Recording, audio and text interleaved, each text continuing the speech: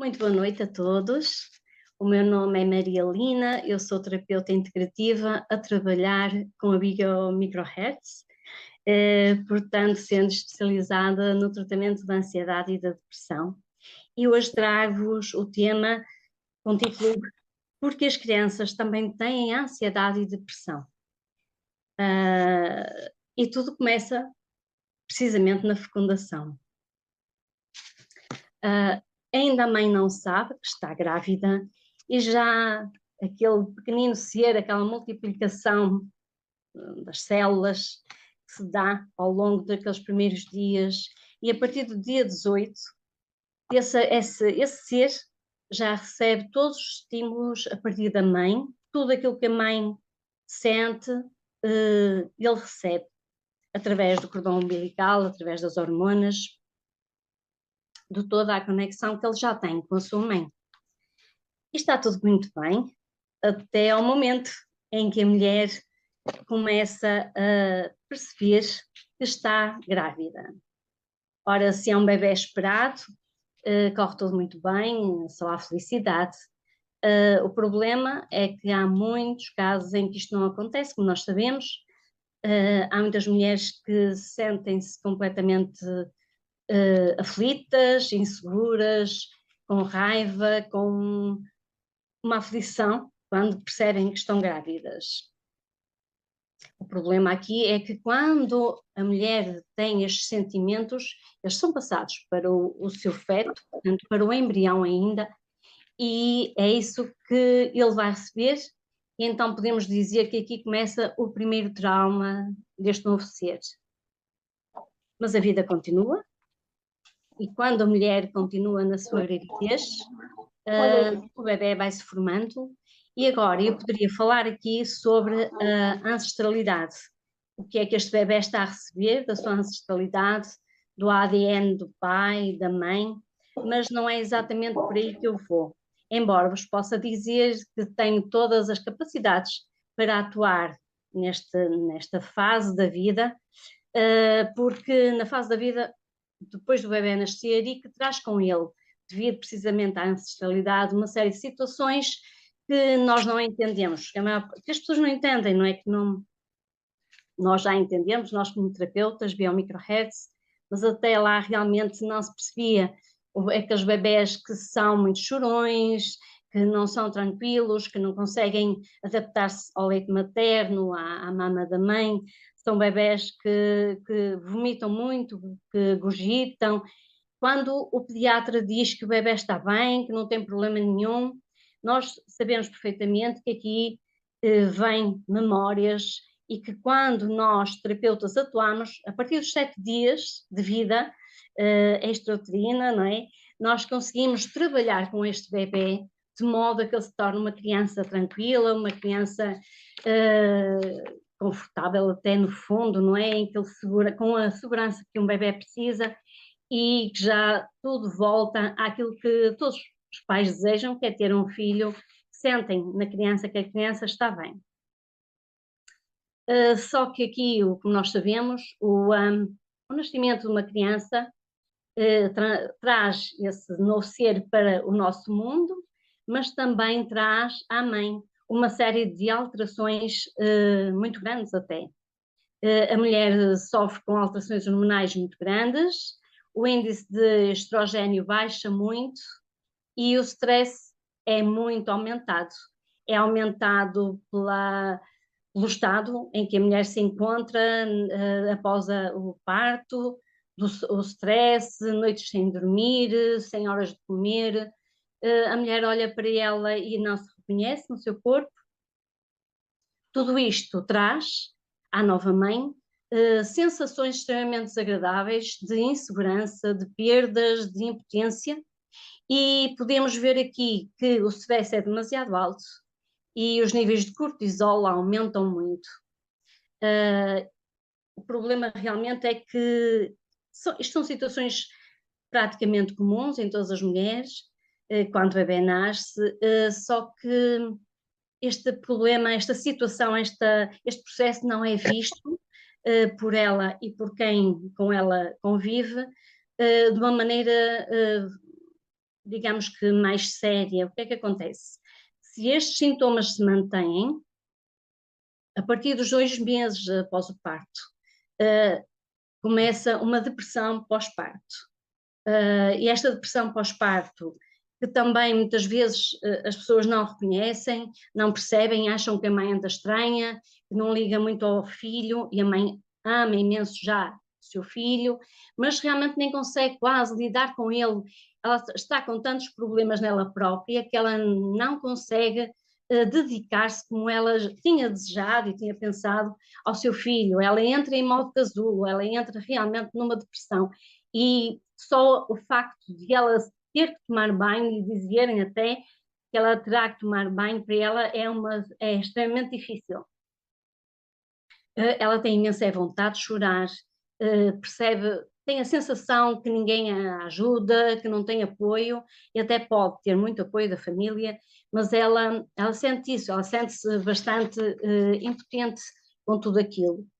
E esta depressão pós-parto, o que é que acontece? Como não é tratada, pronto, a pessoa vai andando, a mãe vai andando, a família, tudo, o bebê vai crescendo e tudo parece que vai encarreirando bem.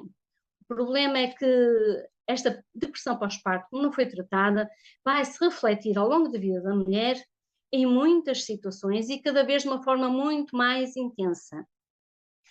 Porque é isso que acontece com as depressões. Portanto, quando não são tratadas ao longo do tempo, surgem situações que não são exatamente iguais às anteriores, mas a raiz, a base do problema está lá e a base é a mesma. Daí que nós vamos sempre procurar a raiz, a situação do onde é que está o início daquele processo.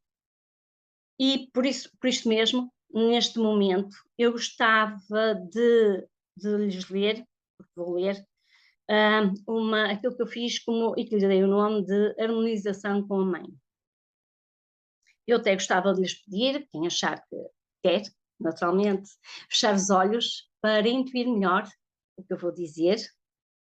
Foi feito com muito carinho e muitas vezes ao ler novamente eu fico de alguma maneira emocionada, mas se isso acontecer, não reparem, acho que é normal.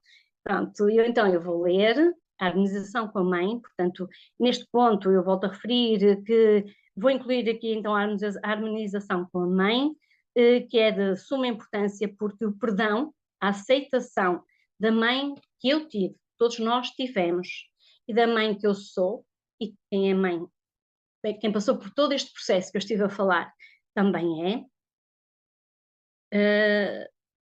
É aqui, é estas pessoas que eu me estou a dirigir. Agora é o momento, então, de acolhimento à mulher e à mãe que nos gerou no seu ventre, com todas as amarguras, angústias, todas as alegrias, raivas, abandonos, sonhos. Não sei por que momentos ela passou, ao saber-se grávida desta filha que eu sou. Recebi uma vida única e apenas podia ser através dessa mulher e desse homem. A minha mãe, uma mulher comum, assim como milhares de mulheres. Amo-te assim, como mulher comum que és. Como mulher comum, encontraste meu pai. Ele também, um homem comum. E decidiram amar-se, como homem e mulher, profundamente, mesmo que por alguns minutos apenas. Fui gerada nesse amor de alma, como diz Bert Hellinger, e vivo pela vossa união. Se não conheceste a tua mãe, ou se não a recordas pelas dinâmicas de dor e sofrimento, exclusão ou violência da vida, traz agora à tua mente a forma como tu a vês. Percebe que a vida vem de geração em geração com toda a sua força e energia, e por meio da tua mãe a tua vida flui. Percebe que atrás dela está a mãe dela, a avó, a bisavó, e toda a linhagem feminina que é a tua ancestralidade. Abre-te agora para esta vida e toma a vida que chega até ti. Recebe toda a força do feminino, recebe a nutrição, o acolhimento, o amor que agora estão disponíveis para ti. Neste momento, traz essa imagem da tua mãe à tua frente, à frente do teu coração, e diz-lhe: Mãe, estou imensamente grata pelo dom da vida que me deste. Mãe, quanta dor, quanto sofrimento passaste e que tanto te afastaram de mim. Uma criança carente que apenas desejava ser vista por ti, no teu coração e à procura do teu amor. Mãe, teu esforço não foi em vão. Hoje sou adulta e também vivo dores, sofrimentos, exclusões.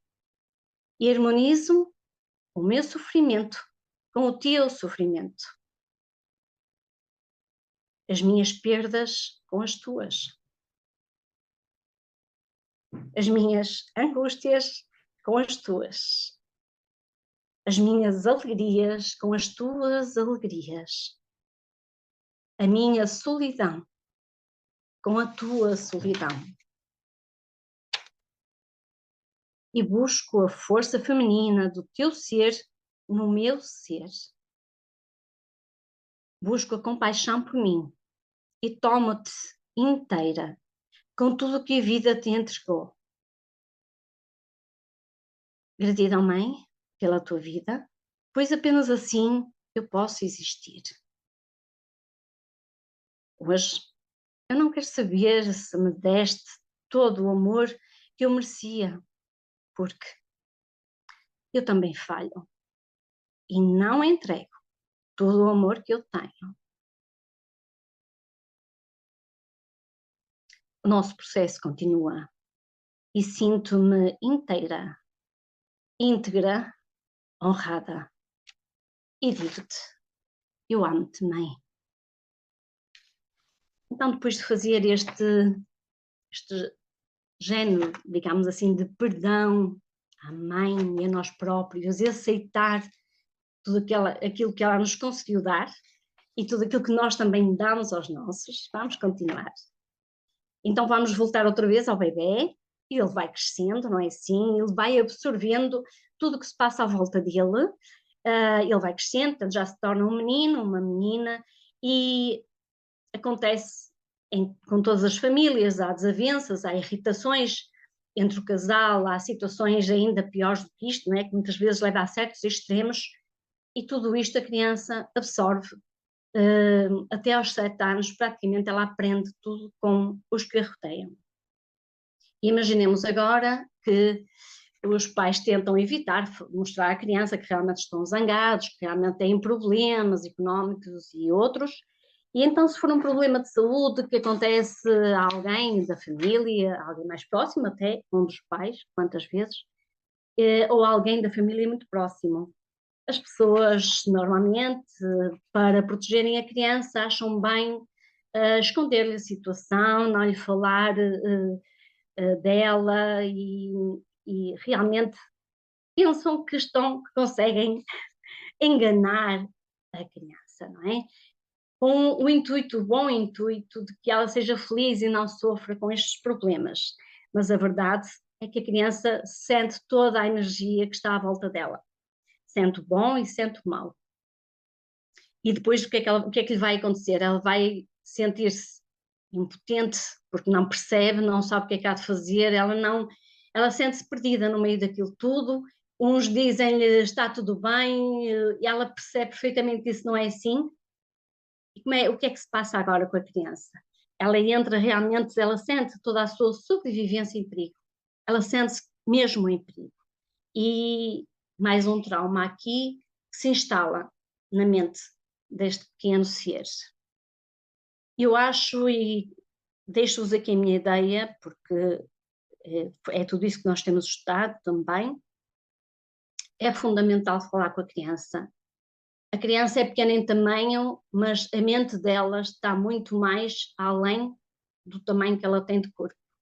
É importante os adultos perceberem que têm que falar com a criança, explicar-lhe a situação, não como se estivessem a explicar a um adulto, mas usar de verdade, de realidade e mostrar sempre que aconteça o que acontecer, ela é sempre muito amada e é necessário dar-lhe toda a confiança para que ela siga de uma forma segura, que se sinta segura.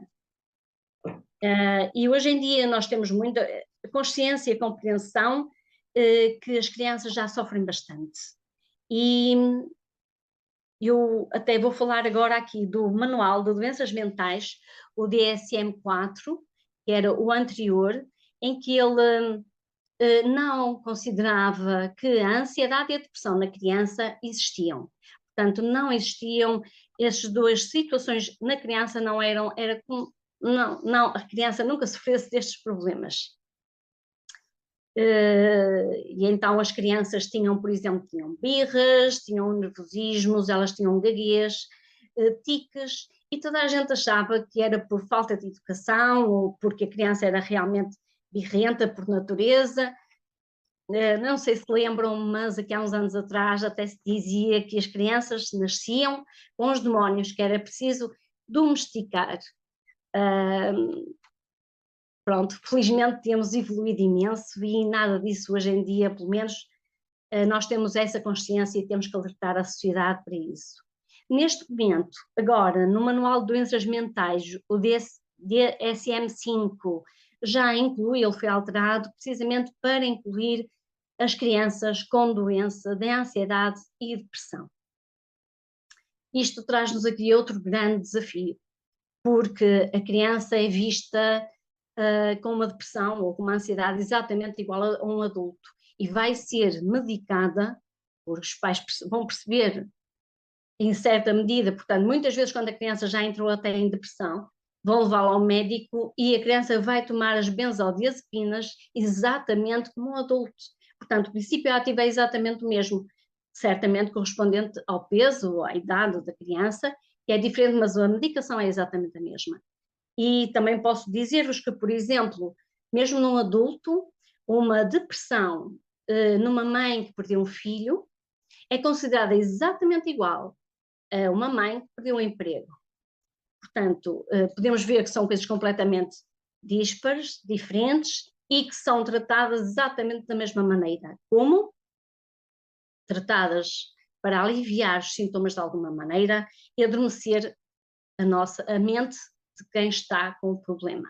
Tratar não é a situação que qualquer medicamento traz. Por isso mesmo é que as pessoas tomam 20, 30, 40 anos, o mesmo medicamento com outros, mas dentro deste mesmo processo, em doses certamente diferentes, mas nunca ficam curadas da depressão. Voltando à criança, que é esse o meu tema, posso dizer-vos que 5% das crianças que sofrem de ansiedade passam a sofrer de depressão. Porquê? Porque a ansiedade não é tratada. E temos então, pronto, crianças com todas estas situações complicadas, quando é tudo bem mais simples, tratado com a biomicrohertz, em que nós temos um tratamento que é extremamente tranquilo, muito agradável, mas que liberta a criança realmente desta pressão, desta doença, que é considerada doença, da ansiedade, em muito pouco tempo. Hoje em dia nós sabemos, portanto, então foram catalogadas aqui no Manual das Doenças Mentais os transtornos que as crianças estão sujeitas e, portanto, estão descritas no manual. É o transtorno de ansiedade generalizada, o TAG, em que a criança sente um nervosismo, uma preocupação por muitas áreas da sua vida. Ela está preocupada com ela, está preocupada com a escola, está preocupada com a mãe, está preocupada com a família, está com o avô, com a avó. E o mais curioso é que as pessoas dizem: a menina, o meu menino, ele é muito maduro, é assim muito homenzinho, muita mulher, muito mulherzinha, fica muito preocupado com a família, com a escola, e com o pai, com a mãe, com o irmão. Não é isso, não. Isto é um sintoma muito profundo de que a criança está com uma ansiedade crescente. Temos também o transtorno de ansiedade e separação, que é quando a criança sente que está, vai ou é já separada das pessoas de quem ela mais gosta, não é? Dos pais ou de um dos pais. Dou-vos o exemplo de quando a mãe está grávida novamente, que tem que ir para o hospital, e a criança vai, por exemplo, viver com os avós, mesmo com a visita do pai, estando com ela, essa criança sente que a mãe a abandonou para ir para o hospital cuidar do irmão dela, que ia nascer, mas ela não tem essa consciência muito, isso não está muito bem formado na cabeça dela. É preciso, lá está novamente, que os adultos conversem de uma maneira muito séria e não só achar que a criança vê a barriguinha da mãe a crescer e, portanto, que tem que ir para o hospital. Há aqui uma necessidade muito grande também de chamarmos a atenção para a família, para que converse com as crianças muito mais do que pô-las a brincar com brinquedos, sejam eles o que forem, para se distraírem. Falo-vos também das fobias específicas, que são o medo dos aviões, de entrar em lugares fechados, elevadores, por exemplo. Temos também as fobias sociais, em que a criança, o que é extremamente curioso quando isto acontece, porque as pessoas não entendem, mas a verdade é que há crianças que, por exemplo, não querem ir à festa do amigo. Como é que é possível? Uma festinha, as crianças gostam tanto, porque é que o meu filho não quer ir à festa do amigo? Na verdade, essa criança tem medo de ser, nessa festa, humilhada, hum, rejeitada por adultos que ele não conhece, que estejam lá, ou então realmente afastada até do próprio grupo principal das crianças que estão lá a brincar. É preciso tomar muita atenção nestas situações e perceber o que é que se passa aqui, não é? Aliás, como em todas. A criança também tem transtorno de pânico. Ela sente uma aflição muito forte, um medo muito intenso, sintomas como palpitações, os suores nas mãos, os tremores. Ela pressente que algo terrível está para acontecer. É isto, o transtorno de pânico é assim. E depois temos também o transtorno do stress pós-traumático, que é quando a criança sofre um trauma por algo, não é? Muito impactante lhe acontece. Nós até chamamos realmente um trauma de impacto. Imaginemos uma agressão sexual, uma agressão violenta física ou um acidente de viação em que ela esteja presente. Aí, tudo isto pode acontecer.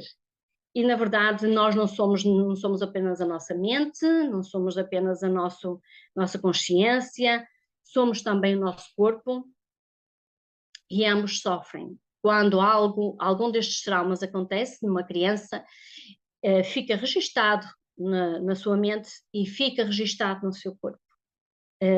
Daí que a criança e qualquer um de nós, quando temos algum destas situações, realmente não sofremos só mentalmente, sofremos fisicamente.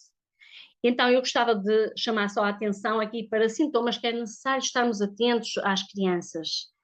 Como já falei em alguns agora aqui, os batimentos cardíacos acelerados, as dificuldades de respirar, mãozinhas a suar ou com tremuras, tonturas, a criança vai se queixando, é preciso estar atento a estes sintomas. Depois temos também a alteração do apetite. E aqui na alteração do apetite, a criança tanto pode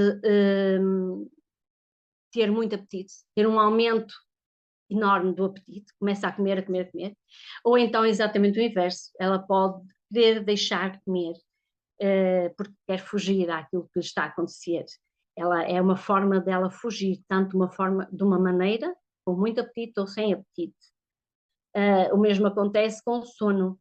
Esta criança com problemas de algum deste género, ela pode ou dormir muito, porque enquanto dorme, não se lembra dos problemas, portanto, ela tem então um prazer, digamos assim, no dormir mais e mais, ou então ela tem imensa dificuldade a adormecer, ou adormece e depois acorda de noite e não consegue dormir. Tudo isto é importante que saibamos e que os pais tenham percepções do que é que se está a passar com os seus filhos. Eu acho que é muito mais simples quando falamos da queda no rendimento escolar, porque uma criança que é média ou é uma boa aluna, não é? Mediana ou boa aluna, a professora, e se baixa o rendimento, a professora logo repara nisso e vai chamar a atenção dos pais para perceber o que é que se está a passar. Pode ser mal entendidos em casa, pode ser o divórcio, pode ser outra coisa qualquer, há tantas razões. E aqui eu acho que temos a chamada de atenção das professoras para os pais. Será aqui um ponto em que realmente as pessoas se apercebem melhor de que a criança está com problemas, mas todos estes sintomas é importante estarmos atentos a eles, porque ela também é uma criança que pode aparecer completamente desmotivada, pode queixar-se de dores de cabeça, pode ter oscilações de humor, irritação, ou então o contrário, tornar-se apática, mesmo naquilo que ela gostava, ela não liga às coisas que lhe davam prazer. Pode também ter aqueles acessos de raiva, ou então, por último, tenho aqui para vos falar sobre os sintomas somáticos. O que é isto? É a dor com o mal-estar gástrico, portanto, quando a criança se queixa de dores de barriga, que tem dores de barriga e que... Pronto. E agora eu pergunto, e quanto os adultos estão a afetar o comportamento da criança? Porque muitas vezes uma criança desenvolve a ansiedade em virtude, e quase sempre em virtude, do que presencia em casa. Pessoas gritando, intolerâncias, violências de diversos tipos, não é? Violências verbais, violências físicas e ainda uma violência que é mesmo bastante grave para a criança. É quando há negligência em relação a ela. E quando os pais não estão bem, estão completamente alterados, muitas vezes acontece isso. Há que tomar muita atenção. A Universidade de Ohio, nos Estados Unidos, fez uma pesquisa de 13 mil pessoas a partir dos 18 anos e de vários países. Então, chegaram à conclusão de que 59% dos sintomas de depressão, havia pessoas, portanto, com 59% com sintomas de depressão e 63% sintomas de ansiedade. É preciso, portanto, nós adultos cuidarmos-nos para podermos cuidar das nossas crianças. É preciso, ainda outro aspecto muito importante que eu acho, e estou quase a terminar, é necessário fazer entender as nossas crianças, os nossos filhos, todos aqueles com quem convivemos, a mostrar-lhes que a pessoa mais importante neste mundo é ela própria. Não é o pai nem a mãe que ela ama tanto. Não, eles têm um papel, eles estão no papel secundário. É como no filme. Há o ator ou a atriz principal e depois há todos os outros secundários que são realmente também muito importantes. Mas se nós mostrarmos à criança que ela é importante da maneira que ela é, com as características que ela tem, são únicas, com a alegria, com a beleza que ela tem, não importa, nada de comparar com as outras, mas o importante é isto, é ela. Ela é única, não há mais ninguém igual a ela e ela é a mais importante do mundo dela. Nós aqui, ao fazermos isto, vamos criar uma autoestima na criança que dificilmente vai ser derrubada e, portanto, vai nos livrar de imensos dissabores a nós, no sentido de pais, de família, de amigos, livrar de dissabores futuros, porque a criança, quando tem uma autoestima, e nós adultos sabemos perfeitamente isso, quando nos sentimos com a autoestima baixa, ficamos logo com os nossos níveis, não é? Também tristeza e tal, não estamos bem. Portanto, criar na criança uma autoestima boa, grande, sólida, para que ela tenha um futuro mais certo, mais risonho. Eu vou terminar agora dizendo realmente que a Biomicrohertz, pelas mãos da Regiane Cunha, veio dar agora aqui veio alavancar aqui toda esta situação da depressão e da ansiedade e de outros transtornos, não é? Ligados a elas, trazendo realmente um tratamento inovador e, e que realmente eu agradeço imenso ter conhecido e ter passado por toda esta situação. Portanto, quanto mais cedo alguém souber entender que a criança está com sintomas diferentes, falem connosco, terapeutas, porque quanto mais cedo nós também fizermos biomicrohertz nesta criança, que não dói, é tranquilo, é ótimo, mais depressa ela torna a ser a criança feliz que era antes. E depois, queria só acrescentar aqui o seguinte: a criança não precisa de me contar o que é que lhe aconteceu. Não precisa de me vir contar as histórias porque passou. Aliás, uma criança que sofra, por exemplo, de agressões violentas, ou seja, sexuais, muitas vezes ela não fala disso a ninguém, ela não consegue falar disso. Mas nós, como terapeutas, nós sabemos identificar o processo, identificar o problema e tratar a situação. O mesmo se passa, por exemplo, com crianças autistas que têm, muitas não falam, outras não sabem expressar o que sentem. Imaginemos também as pessoas surdas, mudas, não é? Não têm direito a ser tratados com a biomicrohertz? Claro que sim. Nós não precisamos que as pessoas nos contem as situações para termos processos nas nossas mãos para resolvermos essas situações. E então, para terminar, deixo-vos só aqui, realmente, não há dois sem três, desta vez é mesmo para terminar. Então deixo-vos aqui uma frase que é assim: o ser humano, ele não precisa de remédios específicos ele precisa é de uma outra linguagem. Todos nós precisamos apenas da linguagem do amor. Do amor e acrescento do carinho, porque o amor, nós sentimos o amor, mas se o sentimos também de uma forma física, é muito bom. Desejo uma boa noite a todos e mantenham-se connosco.